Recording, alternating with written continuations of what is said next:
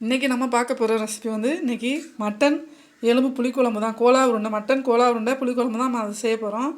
அதுக்கு நான் இப்போ ஒரு 1/4 கிலோ எலும்பு பார்த்துக்குங்க, எலும்பு எடுத்துருக்கேன். இதை ஃபஸ்ட் நம்ம குக்கரில் விசில் வச்சிடலாம். இந்த குழம்புக்கு தேவையான புளி வந்து பார்த்திங்கன்னா ஒரு பெரிய லெமன் சைஸ் புளி எடுத்து நான் ஊற வச்சுருக்கேன். தேங்காய் பார்த்திங்கன்னா ஒரு 1/4 மூடி தேங்காய் நான் திருவி வச்சுருக்கேன். இப்போ ஃபஸ்ட்டு நம்ம மட்டனை குக்கரில் வச்சு நம்ம விசில் வச்சிடலாம். இதுக்கு நான் அரிசி கழுவுன தண்ணி தான் கொஞ்சம் சேர்க்குறேங்க. இந்த தண்ணி தான் நம்ம குழம்பு வைக்கணும். இப்போ இதுக்கு தேவையான அளவு உப்பு சேர்த்துடலாம். வெறும் உப்பு மட்டும்தாங்க சேர்த்து நம்ம விசில் வைக்கணும். இப்போ மூடி போட்டுறோம்.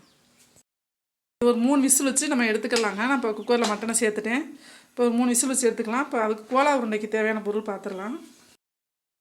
இப்போ இது ஒரு 250 கிராம் மட்டனுங்க. நான் பொடி பொடியாக கட் பண்ணி இதை வச்சுருக்கேங்க. இதை நம்ம மிக்சியில் சேர்த்து அரைக்கணும். இதுக்கு தேவையான அளவு தேங்காய், சின்ன வெங்காயம், 2 பச்சை மிளகா, 100 கிராம் பொட்டுக்கடலை. இப்போ இதை நம்ம அரைச்சிட்டு வந்து நம்ம பார்க்கலாம்.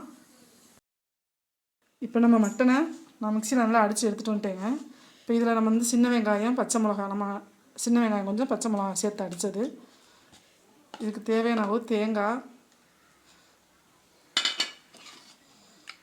இஞ்சி பூண்டு பேஸ்ட் வந்து இதில் 1.5 ஸ்பூன் சேர்த்துக்கலாம்.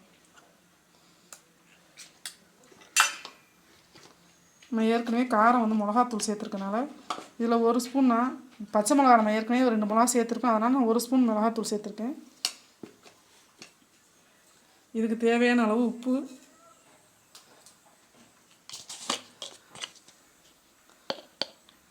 பட்டை கிராம் பவுடர் ஒரு 1/4 ஸ்பூன்,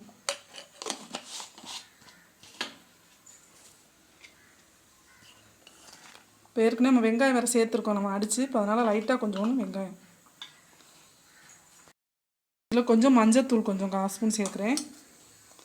மஞ்சள், சீரகம், சோம்பு பவுடர் கலந்து அரைச்சதுங்க. இதில் நான் 1.5 ஸ்பூன் சேர்க்குறேன். 2 ஸ்பூன்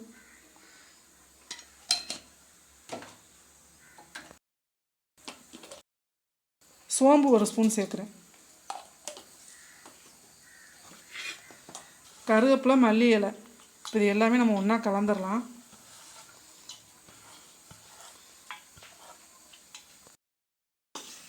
இப்போ நல்லா இந்த அளவு கலந்தாச்சுங்க. இப்போ இதில் ஒரு பொட்டுக்கடலை நம்ம ஏற்கனவே அடித்து வச்சுருக்கோம் பவுட்ரு. இப்போ நான் அதில் ஒரு 2 ஸ்பூன் சேர்க்குறேன்.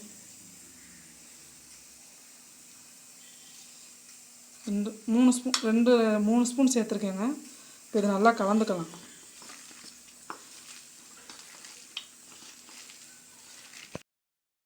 இப்போ கலந்து வச்சாச்சுங்க. இப்போ இருக்கட்டும். அடுத்து நம்ம குழம்பு ரெடி பண்ணிவிட்டு இதை எண்ணெயில் பொரித்து எடுத்துக்கலாம்.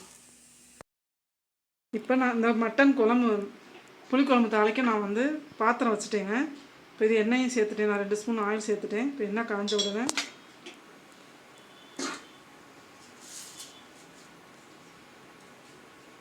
ஜீரகம், வெந்தயம், கொஞ்சம் வெங்காயம்,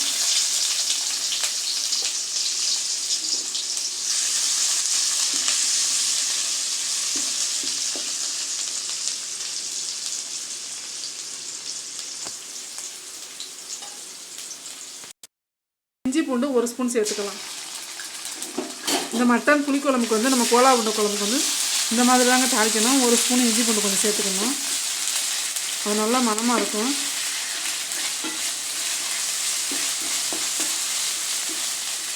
இப்போ இதில் நான் 2 தக்காளி பழம் கட் பண்ணி வச்சுக்கிறேன், 2 பச்சை மிளகா. இப்போ இதையும் நம்ம இதில் சேர்த்துக்கலாம். இது நல்லா வதங்கட்டும்.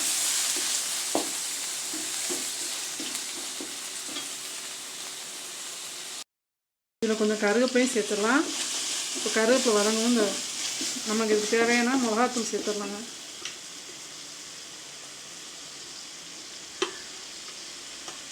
ஒன்றரை ஸ்பூன் மிளகாத்தூள் சேர்த்துருக்கேன்.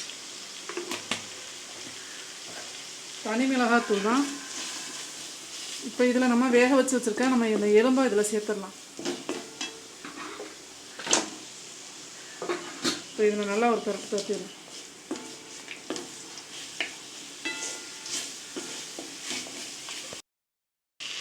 இப்போ நம்ம மல்லித்தூள் சேர்த்துடலாங்க. இது வறுத்து அரைச்ச பொடி தான். எல்லாமே மல்லி, வெந்தயம், ஜீரகம், சோம்பு எல்லாமே கலந்து வறுத்து அரைச்ச பொடி. இப்போ நான் இதில் ஒரு 4 ஸ்பூன் நான் சேர்க்குறேன்.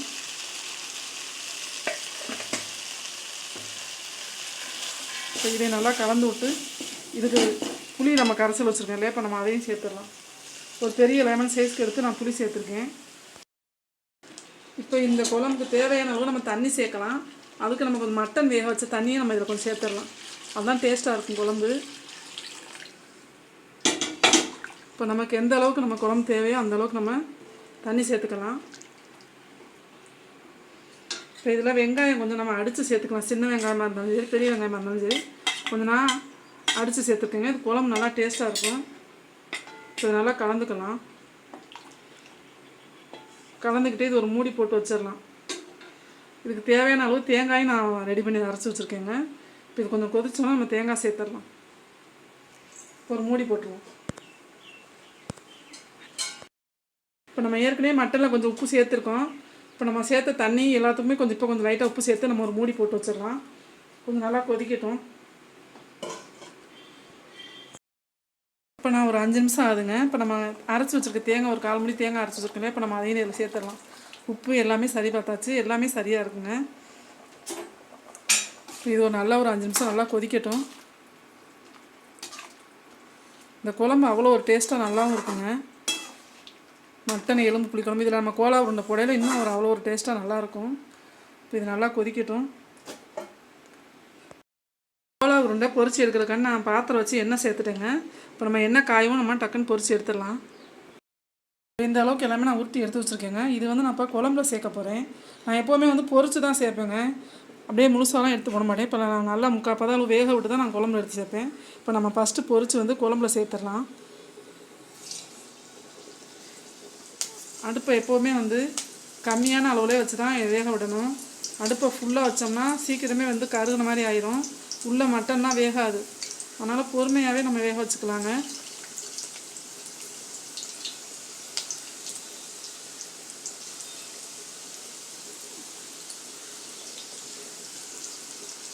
இப்போ நம்ம அவசரப்பட்டு நம்ம கரண்டி போடக்கூடாது. நல்லா கொஞ்சம் நேரம் வெந்த உடனே நம்ம அப்புறம் திருப்பி விடலாம்.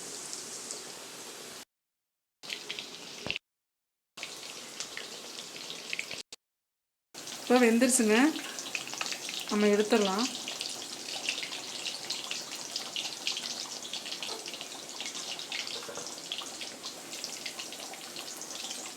ஒரு 3/4 பதம் அளவில் நான் எடுக்கிறேங்க. ஏன்னா நம்ம திரும்ப கொஞ்சம் குழம்புல போடையில் அது நல்லா வெந்துடும். நான் எப்போவுமே எண்ணெயில் பொரித்து தான் குழம்புலே சேர்ப்பேன். அதான் ஒரு டேஸ்ட்டு நல்லாயிருக்கும். குழம்பும் அவ்வளோ ஒரு மனமாக நல்லாவும் இருக்கும். இந்த கோலா உருண்டையும் சாப்பிடவும் நல்லா டேஸ்ட்டாக இருக்கும்.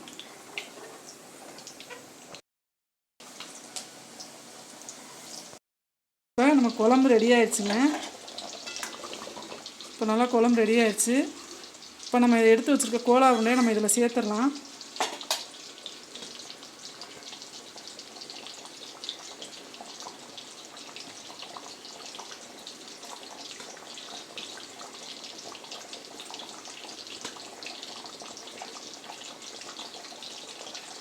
நல்லா சிம்மில் வச்சு ஒரு மூடி போட்டு ஒரு 5 நிமிஷம் அப்படியே இருக்கட்டுங்க.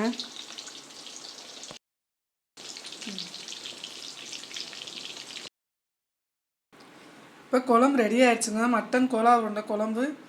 இது வறுவலுங்க. சூப்பராக இருக்கும், செம்மையாக. இப்போ நான் பாதி எடுத்து குழம்புல சேர்த்துட்டு பாதி நம்ம சைடிஷாக சாப்பிட்லாம் தொட்டுக்கிட்டு. இது அவ்வளோ ஒரு டேஸ்ட்டாக நல்லா இருக்குங்க. இந்த குழம்புமே சாப்பிட்டிங்கன்னா அவ்வளோ ஒரு டேஸ்ட்டாக இருக்கும். இந்த வீடியோ உங்களுக்கு பிடிச்சிருந்தா மறக்காமல் சப்ஸ்கிரைபர் பண்ணிவிட்டு பாருங்கள். லைக் பண்ணுங்கள், ஷேர் பண்ணுங்கள், கமெண்ட் பண்ணுங்கள்.